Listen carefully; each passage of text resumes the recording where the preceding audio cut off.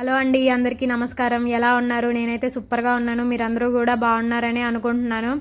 ఇవాళ ఇంకో వంటతో మీ ముందుకు వచ్చేసాను అనమాట. అదేంటంటే మీల్ మేకర్స్తో పులావు. సో దీనికోసం కావాల్సిన ఇంగ్రీడియంట్స్ అనమాట ఇవన్నీ. ఏంటంటే పచ్చిమిరపకాయ, అల్లం వెల్లుల్లి పేస్ట్, జీలకర్ర, మిరియాలు, ధనియాల పొడి, ఇంకా బిర్యానీ స్పైసెస్ అంటారు కదా, చెక్క, లవంగా, యాలకులు, బిర్యానీ ఆకు, బిర్యానీ పువ్వు, అదనమాట. టమోటా, ఇంకా పెరుగు, పుదీనా, ఇవన్నీ. సో మామూలుగా అయినా నేను ఇంట్లో అయినా వీడియో కోసం కాకపోయినా సరే ఇలాగే పెట్టుకుంటాను, అన్నీ రెడీగా ముందే, వంట చేసే ముందే. లేదంటే అన్నీ రెడీగా లేదంటే కొంచెం తికమక అయిపోతుంటాను, అందుకే రెడీగా పెట్టుకున్నాను. ఇంకా అంటే ఫస్ట్ ఈ పచ్చిమిరపకాయలు 2-3 చిన్న చిన్నవి చేసుకొని దాంట్లో జీలకర్ర, మిరియాలు ఇదంతా కొంచెం కచ్చా పచ్చగా మిక్సీ వేసుకోవాలన్నమాట. ఇది మిక్సీ వేసిన తర్వాత ఇలా ఉంటుంది. ఇది కొంచెం పక్కన పెట్టుకోవాలి ఫస్ట్.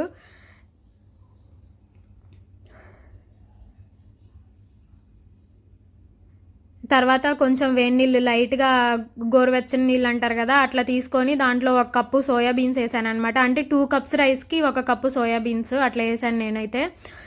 ఇవన్నీ కొంచెం అంటే ఒక 10 మినిట్స్ నానాలన్నమాట ఇవి ఆ వేడి నీళ్ళల్లో. నానిన తర్వాత పిండేసుకోవాలి వాటిని. 10 మినిట్స్ తర్వాత సరిపోతుంది, 10 మినిట్స్ సరిపోతుంది గోరువెచ్చని నీళ్ళల్లో. కొంచెం చల్ల నీళ్ళల్లో వేసుకుంటే ఒక 15 మినిట్స్ సరిపోతుంది. ఇంకా అంటే 1 కప్పు సోయాబీన్స్ అన్నాను కదా, ఇవేమో 2 కప్పు బియ్యం అనమాట. నేను ఇక్కడ బాస్మతి బియ్యం తీసుకున్నాను. నార్మల్ బియ్యం అయినా తీసుకోవచ్చు, ఏం పర్వాలేదు. కాకపోతే వాటర్ వేస్తాం కదా ఎసురుకి, అది కొంచెం మారిద్ది అనమాట. బాస్మతి రైస్కి అయితే కొంచెం తగ్గిస్తాం అంతే. సో ఇవంతా ఒక అరగంట నానబెట్టాను, అట్లా కడిగేసి శుభ్రంగా పక్కన పెట్టి ఒక అరగంట నానబెట్టాను. అంతలోపు మీల్ మేకర్స్ అంతా రెడీ చేసుకోవడానికి తాలింపు వేయాలన్నమాట. ఫస్ట్ ఒక 2 టేబుల్ స్పూన్స్ ఆయిల్ వేసి, ఇంకా ఈ బిర్యానీ స్పైసెస్ ఉన్నాయి కదా ఇవన్నీ కొంచెం యాగనివ్వాలి వేసి. ఇవేం లేదు, బిర్యానీ ఆకు, చెక్క, లవంగా, యాలకులు అండ్ బిర్యానీ పువ్వు అంటారు కదా, అది వేసాను అంతే.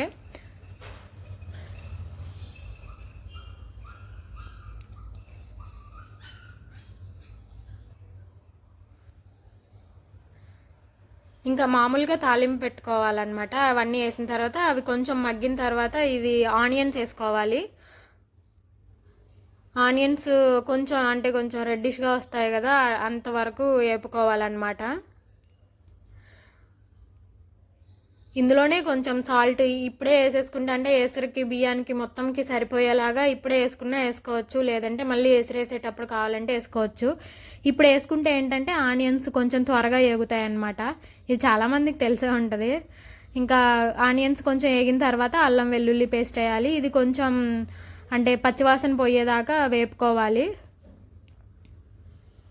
ఇదంతా కొంచెం మీడియం ఫ్లేమ్లోనే పెట్టి వేపుకోండి, బాగుంటుంది. ఏ వంట అయినా కొంచెం మీడియం ఫ్లేమ్లో పెట్టామంటే ఒకటి మాడిపోకుండా ఉంటుంది, ఇంకోటి అంటే హై ఫ్లేమ్లో పెట్టి చేసిన దానికన్నా చాలా రుచిగా వస్తుంది అనమాట.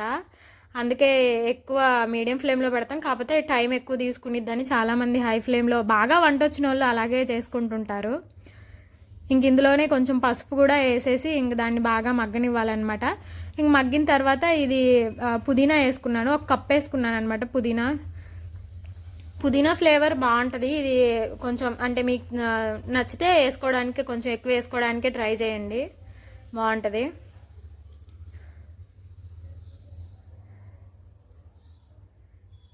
ఇదంతా కూడా కొంచెం ఇట్లా మగ్గింది అనిపించినప్పుడు ఇంకా తర్వాత దీంట్లో కొన్ని టమాటాలు కట్ చేసి పెట్టుకున్నాం కదా, ఇది వేసుకున్నాం అనమాట. టమోటా అంటే ఆప్షనల్, కొంచెం చాలామంది వేసుకోరు పులావ్లో, కానీ వేసుకుంటే బాగుంటుంది. నాకైతే నచ్చిద్ది, అందుకే నేను ఒక టమోటా వేసాను అనమాట. పెద్ద సైజుదే వేసాను అది. ఇది ఇంకా టమోటా అంతా మగ్గేదాకా కొంచెం ఉంచి, ఇందాక కచ్చా పచ్చాగా చేసి పెట్టుకున్నాం కదా పచ్చిమిరపకాయ, జీలకర్ర, మిరియాలు వేసి అది వేసుకోవాలన్నమాట ఇందులో. ఒకవేళ అంటే ఇది ఇట్లా కచ్చా పచ్చాగా చేసుకోవడానికి కుదరకపోయినా ఏం పర్వాలేదు, అంటే బ్యాచిలర్స్ అలా ట్రై చేసుకోవాలనుకుంటే పచ్చివైనా వేసే, అంటే అట్లాగే చిన్న చిన్న ముక్కలుగా కట్ చేసి అయినా వేసుకోవచ్చు, ఏం కాదు. కొంచెం లైట్గా మిరియాల పొడి, జీలకర్ర దంచేసుకుంటే సరిపోద్ది.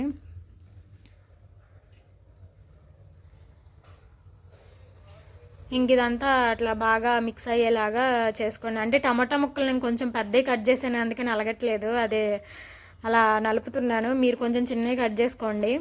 ఇందాక నానబెట్టాను కదా, అవి ఇట్లా నానబెట్టిన తర్వాత సోయా బీన్స్ 10 మినిట్స్ తర్వాత పిండేసుకున్నాను అనమాట. అవి ఒక కప్పు అవి వేసాను. ఆ మసాలా అంతా దానికి మీల్ మేకర్స్కి పట్టేలాగా అంతా కలుపుకోవాలి.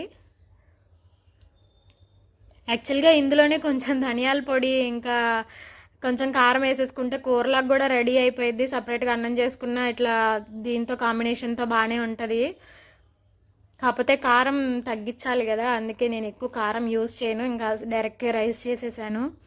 మామూలుగా దీనిలో కూడా ధనియాల పొడి అది వేస్తాను, కానీ ఎసరు కాగిన తర్వాత వేస్తాను. ఎందుకో ఇట్లా వేస్తే నాకు కొంచెం చేదైద్దేమో అన్నట్లు అనిపిస్తుంది ఇక్కడే ఇట్లా వేసేస్తే. అందుకే ఎసరులో మిల్ మేకర్స్ వేసాక జస్ట్ ఒక 5 మినిట్స్కి ఆ మసాలా అంతా దానిలో కలిసిపోయిద్ది. ఒక 5 మినిట్స్ మీడియం ఫ్లేమ్లో ఉంచుకొని కలుపుకుంటే సరిపోతుంది. ఇంకా తర్వాత అది మీల్ మేకర్స్కి అంతా మిక్స్ అయింది అని అనిపించినప్పుడు ఇంకా అంటే 2 కప్స్ తీసుకున్నాం కదా బాస్మతి రైస్ అయితే 2 కప్స్కి 3 కప్స్ వాటర్ పట్టిద్ది అంతే. ఒకవేళ నార్మల్ బియ్యం అయితే 2 కప్స్కి 4 కప్స్ వాటర్ అనమాట. అది నార్మల్ రెగ్యులర్గా అందరూ తెలిసిన కొలతే అందరికీ. దీనికైతే 3 కప్పులు అనమాట, 2 కప్పులకి అట్లా. ఇంకా వాటర్ వేసేసుకొని దాన్ని ఫస్ట్ ఎసరు మరగనివ్వాలన్నమాట. ఎసరు కాగిన తర్వాత బియ్యం వేయాలి ఇందులో, అప్పుడే బాగా వస్తుంది. అంటే బాస్మతి రైస్ అట్లాగే బాగా వస్తుంది. సో ఇప్పుడు హై ఫ్లేమ్లో పెట్టుకొని దాన్ని ఎసరు కాగనివ్వాలి బాగా. ఇప్పుడు కొంచెం మరిగింది అనిపించినప్పుడు నేను ఇంకా మధ్యలో చూసి కొంచెం ధనియాల పొడి వేసాను. అదొక 1 టేబుల్ స్పూన్ వేసాను అంతే. తర్వాత ఒక 1/2 టేబుల్ స్పూన్ గరం మసాలా వేసాను. అంటే కొంచెం ఎసరు పోసిన తర్వాత ఒక 2-3 మినిట్స్ కొంచెం మరిగిన తర్వాత వేసాను అనమాట. ఆ స్టేజ్లో వేస్తే బాగుంటుంది.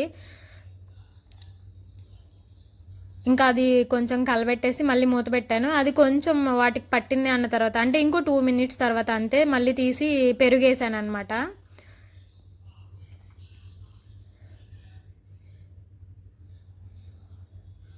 పెరిగేసి దాన్ని బాగా మిక్స్ చేసి మళ్ళీ ఇంకా ఇప్పుడు పూర్తిగా ఇంక మరగనివ్వాలి. బాగా ఎసరంతా తెరలేలాగా మరగనివ్వాలన్నమాట. దానికి ఒక 10 మినిట్స్ టైం పడుతుంది. సో ఎసరంతా బాగా మరిగిన తర్వాత ఇప్పుడు ఈ స్టేజ్లో రైస్ వేసుకోవాలి. అదే నానబెట్టాం కదా, నేనైతే ఒక 15 మినిట్స్ అట్లా 20 మినిట్స్ వరకు నానుంటుంది. 20 హాఫ్ అన్ అవర్ అట్లా నానుంటుంది. సో కొంచెం నానబెట్టి వేసుకుంటే బియ్యం టేస్టీగా ఉంటాయి. సో ఎప్పుడు నానబెట్టే చేస్తాను నేను రైస్ ఏది చేసినా సరే. ఇంకా అదంతా అట్లా వేసుకొని బాగా మిక్స్ చేసుకొని మూత పెట్టేసేయడమే.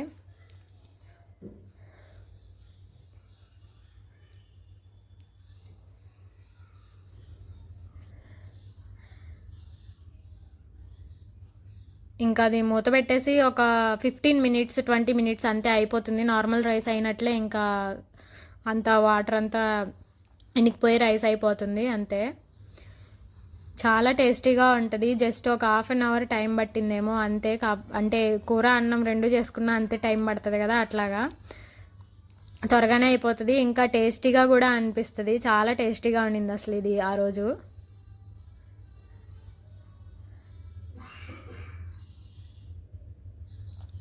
ఇదనమాట. అంటే ఇంకొంచెం ఆవిరి ఉనింది, కొంచెం మధ్యలో తీసి చూశాను, కొంచెం ఆవిరి ఉనింది. ఇంకా జస్ట్ ఒక 2 మినిట్స్ ఉంచిన తర్వాత అయిపోయిందనమాట. అది అంతే. అంతా ఉడికి అంతా అయిపోయిన తర్వాత కూడా ఒక 15 మినిట్స్ కదిలించకుండా అట్లాగే ఉంటే స్టవ్ ఆఫ్ చేసిన తర్వాత ఇంకా బాగా వస్తుంది పొడి పొడిగా అట్లాగా. ఎమ్మటే తీస్తే కొంచెం మెత్తగా అనిపిస్తుంది. సో ఇంక రెడీ అయిపోయింది. ఇంకా కట్టేశాను అనమాట పొయ్యి. ఇంక దానిలోకి కామన్ కదా, తెలుసు కదా, ఏం చేసుకున్నా సరే పెరుగు రైతా కామన్. చాలా బాగుంటాయి ఇట్లాంటి రైస్లోకి పెరుగు రైతా. నాకైతే పెరుగు రైతా చాలా ఇష్టం, మా వారికి కూడా ఇష్టమే. కానీ దీనికన్నా ముందు ఏదన్నా గ్రేవీ కావాలి అని అనుకుంటారు. చేయలేదు, ఈసారి ఎప్పుడన్నా చేస్తే చేస్తాను ఖచ్చితంగా. ఇక్కడ ఇప్పుడు పెరుగు రైతాలో ఇంతకు ముందులాగా ఓన్లీ ఆనియన్స్ పచ్చిమిరపకాయ కాకుండా క్యారెట్ కొత్తిమీర కూడా వేసాను అనమాట. ఇలా అన్నీ వేసుకుంటే ఇంకా బాగుంటుంది, ట్రై చేయండి. మామూలుగా నేను కొంచెం హెల్త్ కాన్షియస్గా ఉండాలనుకుంటాను, అందుకే రైస్ ఐటమ్స్ ఎక్కువ తినడానికి ఇష్టపడను అనమాట, అవాయిడ్ చేస్తుంటాను. అంటే రైస్ ఐటమ్స్ అంటే అన్హెల్దీ అని ఏం కాదు, అంటే మనం ఎక్కువ కష్టపడం కదా, అది క్యాలరీ ఫుడ్ కదా, ఎక్కువ కష్టపడే వాళ్ళు తిన్నారంటే ఓకే, కానీ మనం ఎక్కువ కష్టపడం కాబట్టి అంత క్యాలరీ ఫుడ్ తినడం మంచిది కాదని అవాయిడ్ చేస్తుంటాను అంతే.